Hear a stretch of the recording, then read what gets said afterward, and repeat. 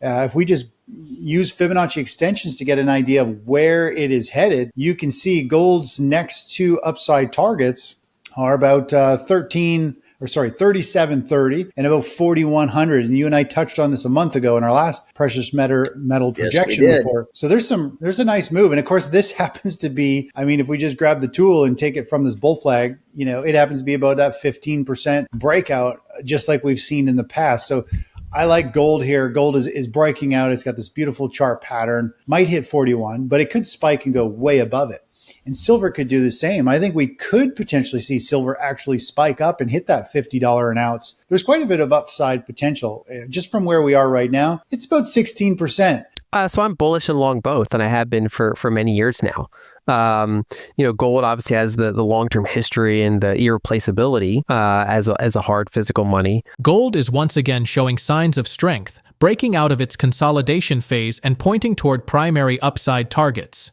Using Fibonacci extensions, the charts suggest the following levels to watch are around $3,730 and $4,100, while silver could spike to $50 an ounce, a move that would echo its historic highs. Gold has repeatedly advanced in 15% waves, pausing before resuming its climb, and this breakout appears to fit that same rhythm. The momentum is clear, and technical signals are aligning with broader macroeconomic concerns that continue to favor hard assets over traditional equities. ChrisVermeulen and Lyn Alden highlight how gold's clean chart structure and silver's explosive potential make them standout plays in a market where equities are flashing warning signals. Miners are confirming the move, with large caps breaking into new highs and junior miners poised to follow. Historically, when miners lead, it strengthens the case for sustained gains in the metals themselves. This is the type of setup that traders wait for: strong technicals, supportive fundamentals, and clear breakout patterns. Now, we present the clips from ChrisVermeulen and Lyn Alden's interview. Before we continue to discuss this, please subscribe to our channel and activate the bell icon for timely updates. Thank you, and enjoy the video. And then, of course, just looking at the chart of gold here, I mean, this is just this last rally. You were mentioning just off camera that gold tends to have these repeated moves where it rallies 15%, pauses for a few months, rallies 15%. It just keeps doing that, as you mentioned out. And this last big bull flag pattern here, if we just use Fibonacci extensions to get an idea of where it is headed, you can see gold's next two upside targets are about 3730 and about 4100. And you and I touched on this a month ago in our last precious metal projection report. So there's a nice move. And of course, this happens to be, I mean, if we just grab the tool and take it from this bull flag, it happens to be about that 15% breakout, just like we've seen in the past. So I like gold here. Gold is breaking out. It's got this beautiful chart pattern. And a lot of things are kind of showing that, maybe the music is coming to an end for the equities market. We're seeing lots of selling. I think precious metals is probably the best asset right now. Yeah, I mean, ideally, we want to see a weekly close kind of above this resistance area. There's news coming out on Friday. I think we got jobs or something like that. A Fed announcement potentially, that'll help them decide whether they're going to do a quarter basis point cut, which will dramatically move all kinds of stuff. Obviously, stocks, interest rates, bonds, gold. So we're really close to, it's going to be a volatile week in the market. And I think gold could easily pause or pull back. It might take a little bit of a hiccup here. It could come back and settle into these highs. But overall, the momentum looks like it's shifted to the upside. It looks like a very clean break today, the way the markets are moving, or really it was a break on Friday. I mean, I like to look at the ETFs. You and I touched on this in the last session. If you look at the Sprott ETF, this only shows regular trading hours. And I like it when the market breaks above, was going to close above these highs. I said, if it could close above these highs from several months ago, that will be a very good sign. And so we had that on Friday, and now the market is popping and breaking out. So it looks like a legit breakout what I like about regular trading hours, Craig, is this is when the majority of volume trades. So this is, to me, is when it closes here during regular trading hours, it means there's enough volume and it's willing to hold overnight and continue to move higher. So it looks like gold's breaking out. We're looking at about a 6%, about 5% upside to our first target, and then about 15, 18% to the next target. And that could happen very quickly. That could happen really just in 1 to 2 months, potentially less. I think we're very close to the end of a stock market, like the rising stock market. And when it does start to fall off a cliff, this is when gold can have that parabolic move and shoot higher and potentially blow way past that. I mean, we had a similar setup like this in 2008. It was looking like gold was going to rally about 20%. It ended up rallying 37% because we hit this tipping point at major turning points in the market. You have blow off tops, you have capitulation, panic, washout lows on a market bottom. And so we might be at that major turning point. So gold might hit 41, but it could spike and go way above it. And silver could do the same. I think we could potentially see silver actually spike up and hit that $50 an ounce. When you look at the chart of silver, especially when you look at the monthly chart, I mean, all these charts are very bullish looking and pointing to, a final blow off and a squeeze way up here. And silver, as you know, can be a rocket ship once that train starts. Yeah. Speaking of blow off tops, and silver's a pretty noisy chart. It has a lot of whipsaw. I think if we were to drop to the weekly chart, we get a little cleaner view. We could let me just get rid of these lines. We could look at a couple different levels of where silver could go using Fibonacci extension. We could take a low here. We could take this run up here and down to here. And this shows where silver could potentially pop and rally to, which is about $49. Imagine that. And of course, that brings us back. You go back in time. Yes, that's pretty much the previous peak, give or take a buck or two. At that point, if we start to shoot up there, I mean, there's going to be probably a huge spike in price, probably pierce through 50. It's going to want to run the shorts out if there are any up there, or the short squeeze will cause it to rally. So there's quite a bit of upside potential just from where we are right now. It's about 16%. And I mentioned this to you last time. I'm like, it's funny because silver and gold actually have roughly the same amount of potential gain based on the technicals. And I like gold because I find I win a lot more trades. I have a much higher probability with chart patterns gold, the way I trade gold. So if they have the same upside potential, I like gold because it doesn't have the shakeouts, the fake outs, and the volatility, right. And we can make the same amount of silver. So that's my take. I like them both, but I think gold to me is the more logical play, just because it looks like it has the same potential upside without the noise to it. But silver miners are popping and really ripping higher too. That's the nice thing about like using Fibonacci extensions that we showed. Like it shows there's two upside targets. Every time you have a new pause or pullback, you can re-gauge where that next move should go, those next two upside targets. So for silver, it was $49 an ounce is kind of the next stop. And so that's the nice thing about technicals. And if you use the proper tools, you can project where that run should start to run out of steam and take a bit of a pause or breather. And if it does take a pause or breather, usually when it hits those targets, I trim off. I lock in gains. I'll move my stops up. And then, of course, it'll have a pause and or hiccup. And then if it starts to turn and starts to rally again, I can quickly draw the new extension and be like, okay, this is breaking out of this little bull flag, and this is the next upside target. So using technicals allow you to trade where price has never been before. And Fibonacci, I find, is really the only and the most powerful tool that works for not only markets hitting highs, new all-time highs, but also to figure out where support is, where it should bounce or hold a trend. So it works really well. If I had to pick,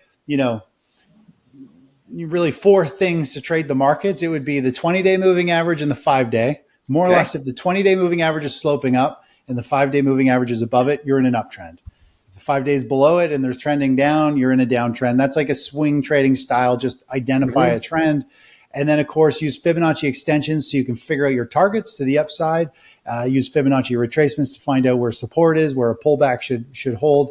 Those are the four best things. It allows you to be aligned with the trend, and then also know where support and targets are. And that's really the only way to gauge, unless you're just going to buy and hold, which I'm not a fan of. Right. That's just how you navigate the markets, really one market leg at a time. Every leg allows you to recalibrate. Where's the next leg after that? And you just kind of take it one step at a time. Well, this is what we want to see. We want to see miners leading the way, and they haven't been until the last couple of months. And now they're taking the lead. We have SILJ, which we've been long for several weeks. It's potentially set to close at an all-time high. Actually, I think it closed at an all-time high last week. but it's continuing to push higher. There's huge volume in it. We're long gold. I think these are plays that the fact that they're breaking out is really interesting. It's interesting how the silver small caps are hitting. I don't know if these are all-time highs. I don't know if this ETF goes, oh, it's not quite all-time highs. Pretty darn close. Close. But we got the large caps, as you had mentioned earlier. GDX is closing at a new monthly all-time high, going back 14 plus years. This is a good sign. Money is definitely moving into the more stable large caps, and then I think we'll see the gold miner juniors maybe play catch up and really start to pick up speed here. They might actually start to take the lead. I think the large caps have led the way, and now I think people are going to be starting to look for, okay, what hasn't popped and taken off quite as much? And maybe the small caps for gold miners start to pick up speed and take off. But yeah, we're definitely seeing a combined rally. And I think you and I talked about this a month ago, is when the gold miners are leading the way, as you just mentioned, that's a really good sign for physical gold. It's one of the reasons why we've entered a new gold position, is because seasonality wise, we're in favor. The whole cycle of the economy shows we're still in this major topping phase where gold and precious metals come to life as a global safe haven play. And of course, now miners are taking the lead and shooting higher. And usually if that's the case, physical gold and silver want to keep going much higher for quite some time afterwards. So we're in that kind of sweet spot for precious metal traders, and this is the time to enjoy it. Yeah, it's in a zone here where we're going to probably hit some new all-time highs, and we're going to keep having fun with these miners and gold itself. Gold and the dollar can be seen as competing forms of money, each with distinct supply dynamics. Gold's annual supply growth is steady at around 1 to 2%, making it a relatively complex asset compared to fiat currencies.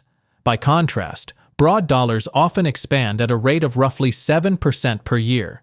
While dollar holders may receive some yield through treasuries or deposits, that yield frequently falls short of offsetting dilution, leaving investors exposed to erosion of value. In contrast, gold, despite offering no yield, avoids this persistent debasement.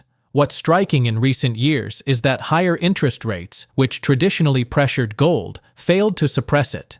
This reflects a shift from monetary dominance to fiscal dominance, where government deficits and interest expenses drive outcomes more than central bank policy. In such an environment, scarce assets like gold and Bitcoin tend to shine as global hedges against debasement. Let's get back to the interview.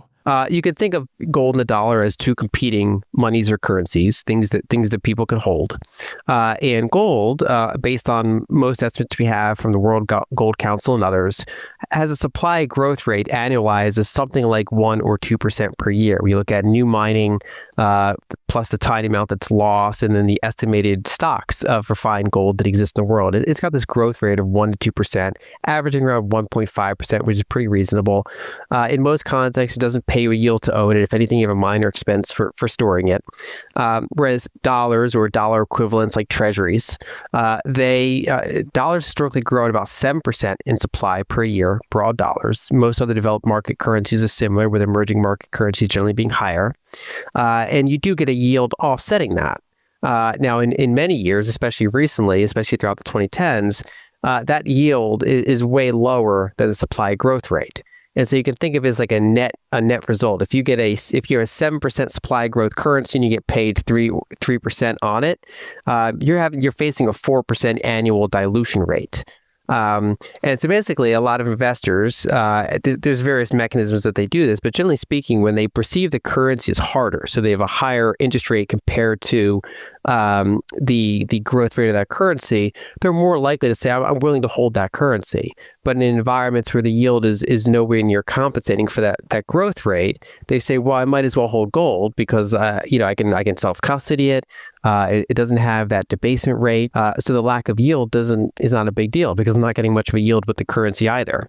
And so you have that historical correlation. And what's interesting about 2022 and thereafter is that normally this aggressive move by the Fed, this kind of pretty rapid tightening and a pretty high interest rate relative to the money supply growth rate at the current time, that would normally put downward pressure on gold. But gold and Bitcoin and equities and a lot of other kind of assets with some degree of scarcity to them they pretty much resisted this downward pressure from rates. And I think that largely goes back to my prior point that there's been a regime change, that higher rates don't slow things down as much as they used to. Or more, probably a more nuanced way of saying it is that the overall result is not as slowing. They still put down as much downward pressure on some sectors as they always have. For example, commercial real estate, the volume of residential home sales, and things like that, all of that is pressured by the higher rates, but it blows out interest expense, which does flow into the economy, and it blows out other parts of the federal deficit. And so when you're in fiscal dominance, rates don't really have the same effect against gold and other hard assets as they do during monetary dominance. In general, I would somewhat separate the concept of debasement from inflation because inflation also has a productivity component in it. So as you increase the money supply, what happens with actual prices of goods and services will partially depend on what's happening with productivity growth. You can imagine a scenario where money supply is growing pretty quickly, but productivity is also growing pretty quickly, and so prices are not. So for example, televisions over the past 20 years, they don't grow in price because despite all the debasement, the productivity of making TVs has been so rapid that it's kind of offset those price increases. Whereas we don't get radically better at making gold, we don't get radically better at making other pretty scarce things, waterfront property, fine art, and anything that's kind of energy intensive and very labor intensive. Those things have generally gone up in price, pretty close to the longer term debasement rate because they don't really have much of a productivity offset. And so during fiscal dominance, it depends on what's going on with those productivity offsets, and that can influence, CPI readings and so can other things like tariffs or the ways they even measure it. But when you do look at the generally the most scarce things, especially if they're not in a local bubble, like with very high levels of euphoria, you should generally expect that you'll get pretty good sustained performance from those scarcer things.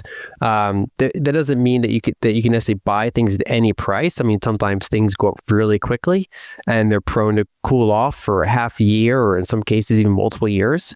So you still have to watch out for valuations and sentiment to some degree. But generally speaking, I'm bullish across the board on scarcer assets than what you generally find with currency and with bonds. And gold, of course, happens to be a global one. So instead of an asset that like a U.S. stock that has its revenues earned in dollars, gold is this global asset that floats in multiple currencies and therefore tends to be a pretty attractive debasement hedge. So I'm bullish and long both, and I have been for many years now. Gold obviously has the long-term history and the irreplaceability as a hard physical money. Bitcoin is 16 years old, so it's newer than gold, but it has portability enhancements compared to gold, and it also has absolute scarcity. So over time, it right now, for example, its supply growth rate is lower than gold. It also has certain kind of benefits of speed. So for example, if we both had a Bitcoin wallet, we could hold up our phones and I could scan your QR code and we could make a payment right over this call. Whereas if we were to do something with gold, it would require a chain of credit and counterparties in this type of environment. So they have different pros and cons. And then especially when we consider that there's a global world. So in the United States, many of us don't think about crossing borders too frequently. But in many parts of the world, people are in Lebanon, people are in name the country that's having some sort of currency crisis or political crisis, and people might save their assets and want to leave with them, which is not always possible with other types of bearer assets or securities and things like that. So a self-custodial portable ledger is very attractive. I kind of view it like a new protocol. So there's Ethernet, there's simple mail transfer protocol, there's internet protocol, there's USB. There's all these kind of communication standards that we've kind of solidified around for many decades.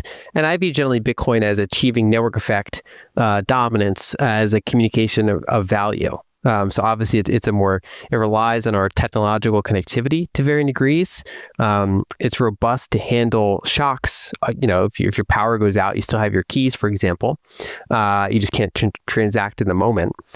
So it is quite robust, but it's a different system than gold. So I think that they serve different purposes. Bitcoin currently is around 1/10 of the size of gold. So you're talking about like a $2 trillion network. compared to like an estimated $20 trillion monetary network. And that's in a sea of, like $1,000 trillion worth of global assets. So, when major banks kind of look around and they try to estimate how much real estate's out there and global equities and global currencies and global bonds and gold and art and Bitcoin and everything else, these are both kind of tiny percentages. And I think they're both growing into that much larger sea of assets. I think Bitcoin's moving faster because it's starting from that smaller base and it's younger. But they often go up and down at different times, and I've generally been long both. And one of my kind of recommendations, or the way that I've been doing it at least, is to say if you start with a 60-40 portfolio, that has some frictions in a fiscal dominance environment, especially the 40% bond portion. So my general view is, to tailor it toward a more debasement environment. If you swap out at least a portion of those bonds with gold, that's beneficial. You get kind of a similar volatility profile, but generally better returns. And you can also consider swapping at a portion of the equities with Bitcoin, where you have similar high volatility asset. It's been an attractive mix so far. So I'm bullish both. What stands out most in today's market discussion is how both gold and Bitcoin have matured into parallel safe haven assets, each serving a different role in a global system under strain. Gold retains its timeless credibility as a store of value, backed by centuries of trust and an unmatched track record as physical money. Bitcoin, meanwhile, is building its own case through absolute scarcity and portability, offering options for savers and capital allocators in an increasingly fragmented world. Together, they highlight the trend of investors shifting away from fiat currencies and bond-heavy portfolios and towards scarce, hard assets that can withstand fiscal and monetary shocks. We are entering a phase where traditional models of monetary policy no longer explain market behavior as clearly as they once did. Fiscal dominance, rising debt burdens, and geopolitical realignments all play into this new era. For those paying attention, the signal is clear. Diversifying into assets outside the reach of constant debasement is not just a trade, it's a strategy for financial survival. As we've seen, the global financial landscape is changing in ways that demand adaptability and long-term perspective. The choice between clinging to old assumptions and preparing for the realities of a new system has never been more urgent. Share your thoughts in the comment section below. If you find this video informative, please consider supporting us and turning on notifications to stay updated about our latest videos. See you in the following video. Thanks for watching.